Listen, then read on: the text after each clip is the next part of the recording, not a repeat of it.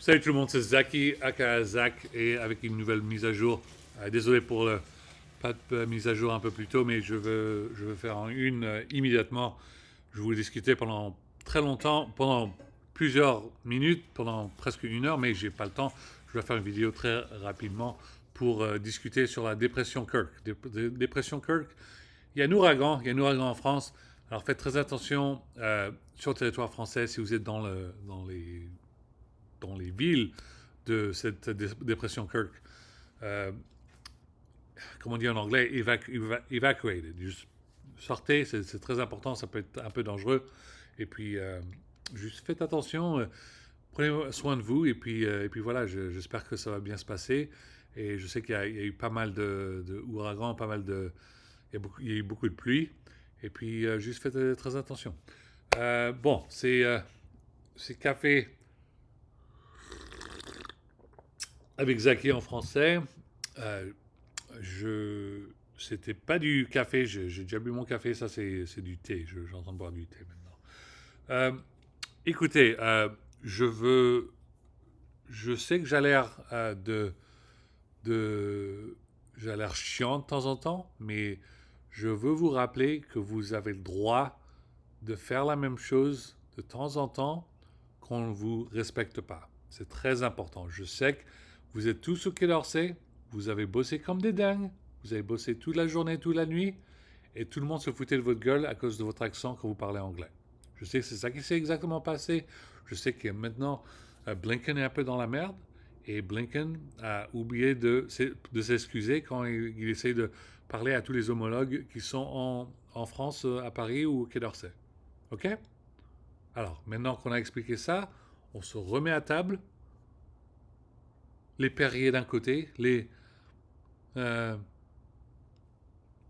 Pellegrino de l'autre côté, et puis on discute. On discute et on continue les conversations pour que tout ce qui se passe dans le Moyen-Orient se calme un peu. Se calme un peu.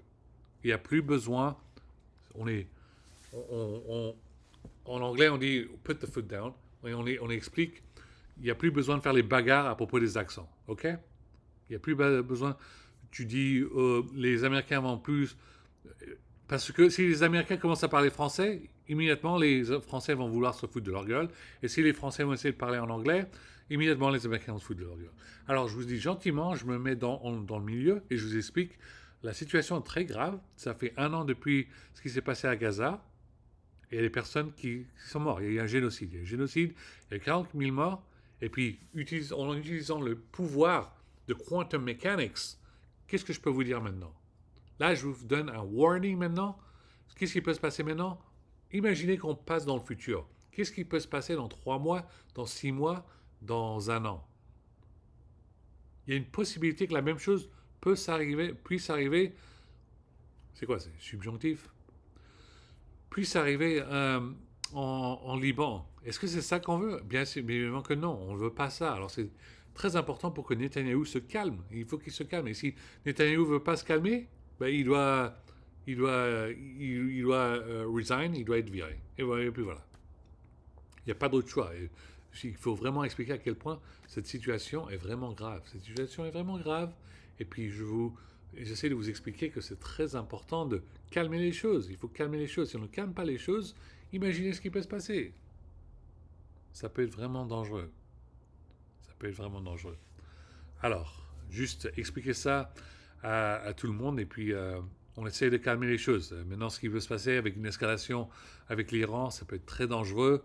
Il y a les Israéliens qui pensent à bombarder les sites nucléaires de l'Iran. Je sais que c'est vraiment l'heure est grave parce qu'ils pensent à faire un autre Tchernobyl. Et bien évidemment, on ne veut pas ça. Le monde ne veut pas voir un autre Tchernobyl. Tchernobyl, c'était très terrifiant. Il n'y a pas besoin qu'on voit ça encore. Il n'y a aucun désir que cette chose arrive encore. Et si cette chose arrive encore, je sais très bien ce qui peut se passer. Le monde, la planète entière ne fera jamais confiance à Israël, jamais encore, si c'est ça qui se passe. Si on se trouve avec un autre Tchernobyl en Iran, il n'y aura plus jamais, la Terre ne fera plus confiance à Israël, jamais, plus jamais. Ça, je peux vous le garantir. Non seulement le monde, le peuple musulman de la planète, 1 milliard de personnes, mais tous les pays des États-Unis, les pays de l'Europe, les pays de l'Asie, les pays africains, ils seront complètement... Ils vont se dire, mais c'est... Non. Si Israël commence à faire un autre Tchernobyl en Iran, c'est trop dangereux. C'est vraiment... C'est un... C'est, comment dirais-je, aux États-Unis, on appelle ça un 911, c'est un SOS. On appelle un SOS, c'est un SOS pour le moment. C'est trop dangereux ce qui peut se passer. Ça peut vraiment foutre le bordel dans tout le Moyen-Orient. C'est trop dangereux. Il faut immédiatement que le Pentagone continue de faire leur pressure sur Israël, de leur dire gentiment, ne faites pas de ça. Si vous faites ça, ça va foutre la merde dans toute la région. Et ils le savent.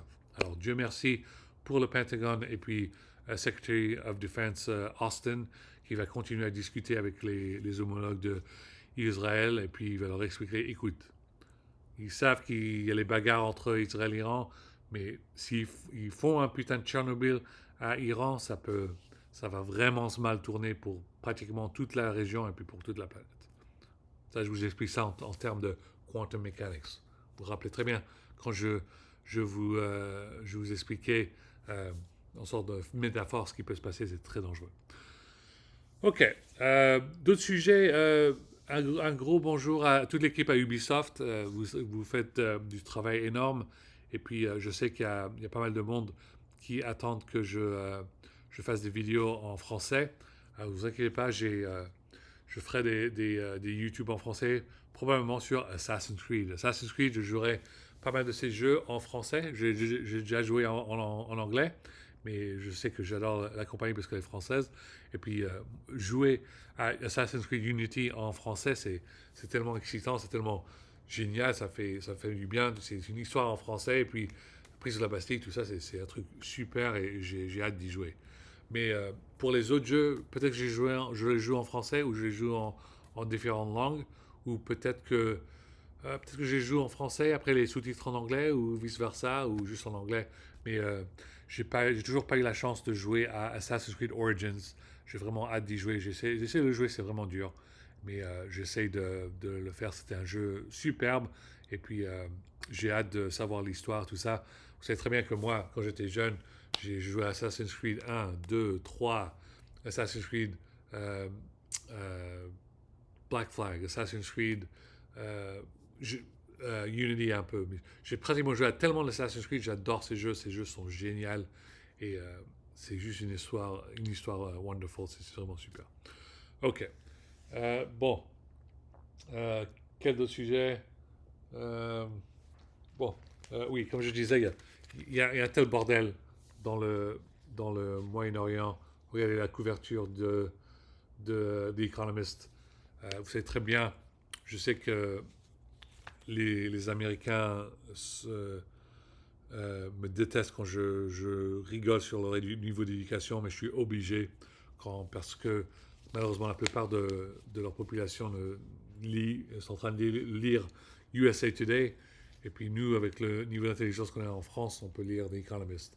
Alors je fais de mon mieux, j'essaie que chaque jour, de plus en plus d'Américains continuent à lire The Economist. C'est la raison pour laquelle c'est mon magazine favori. C'est la raison pour laquelle quand je share des articles sur Internet, quand je parle sur mon blog, sur mon site web ou tout ça, la première chose que je veux share, la première chose que je veux montrer, c'est quoi? La première chose, tout d'abord, c'est The Economist. The Economist, ça c'est comme la Becherel. Le Becherel, c'est la Bible pour la grammaire en France, ou le vocabulaire. The Economist, ça c'est ma Bible. Ça c'est ma Bible. Vous savez très bien qu'en France, c'est pas comme aux États-Unis, il y a vraiment la... bordel. Laïcité, c'est très important en France, et je vous dis que on essaie de le faire ça aux États-Unis, mais ils sont tellement religieux, c'est tellement dur. On va trouver une façon de leur expliquer, écoutez, on respecte toute leur religion, mais éventuellement, on va leur expliquer que la laïcité, c'est vraiment important. Mais écoutez, pour nous qui sont étudiants ou qui sont qui sont à l'université ou qui sont dans les affaires étrangères, tout ça, on comprend que The Economist, ça c'est notre Bible. Ça c'est notre Bible, c'est le magazine le plus important. Lisez-le, je le lis chaque jour. Et puis, je ne sais pas quoi d'autre chose à vous dire, mais c'est vraiment... ce qui se passe dans le monde, ça peut être très dangereux. Et puis, il faut faire attention, Alors, bon, je me dépêche et il faut que je upload cette vidéo. Et puis, vous inquiétez pas vos enfants, les gamins et tout ça. Je continuerai à faire la PlayStation. Je ferai Dragon Ball Z. Je ferai Naruto. Je viens de finir un autre Naruto. Je vais faire un autre jeu Naruto. L'autre qui s'appelle Shinobi Strikes, un autre jeu Naruto différent. On continuera à faire Naruto Storm 4. On continuera à faire ça. 4. Et puis... j'ai trouvé d'autres jeux. Il y a Astrobot. Astrobot, c'est génial pour les enfants. Et puis, il y a Spyro. Spyro, c'est un jeu génial. Et bien évidemment, Crash Bandicoot. OK, je dois partir. À la prochaine. Et puis, si vous êtes parti de Razer France, salut, j'espère que vous allez bien. J'ai plus le Razer laptop, j'utilise un Lenovo Legion, mais j'utilise toujours ma chaise Razer quand je bosse sur un work from home. Et puis j'ai une souris Razer aussi pour gaming mouse. Mais Razer, vous avez une communauté géniale. Il y a Razer aux États-Unis, Razer en France, Razer en Allemagne, Razer au Japon, Razer en Espagne. Et quand vous combinez toutes vos forces, vous êtes tellement fort, c'est génial, continuez à faire votre boulot. Malheureusement, mon laptop de Razer ne marche plus après 5 ans, mais vous savez très bien ce qui se passe en tant qu'influencer. Tous les influencers, de temps en temps, les compagnies sont sympas, ils leur envoient des produits. Alors, si vous m'entendez, si vous êtes de Razer France, parlez à Razer USA et dites-leur que Zaki, oui, il a fait 600 vidéos de YouTube et puis il serait de très bonne humeur si vous lui envoyez un Razer desktop ou laptop. Il n'y a aucun problème. Je n'ai pas de problème de vous faire une revue, une vidéo, un review et tout ça. OK.